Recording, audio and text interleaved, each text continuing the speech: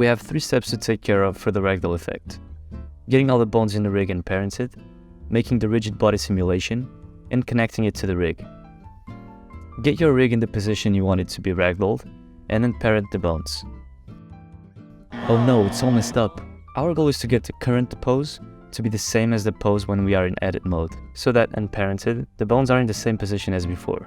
The pose displayed in edit mode is the same as in the rest pose, but if you just apply the pose as the rest pose and reset the transforms, although the rig looks correct, the mesh won't stick to the rig as it should.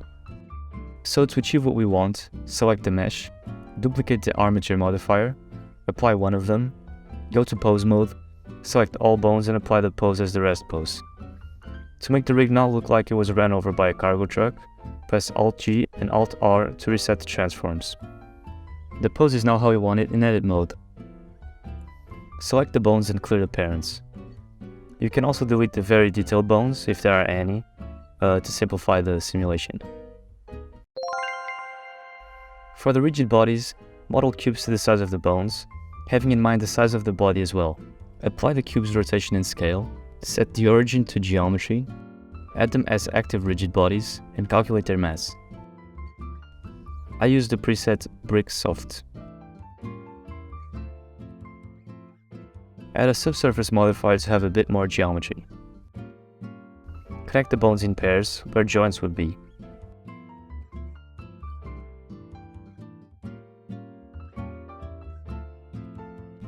A quick way to adjust these constraints is to just have them as a hinge and limit it on the z-axis between like -15 and 15 degrees.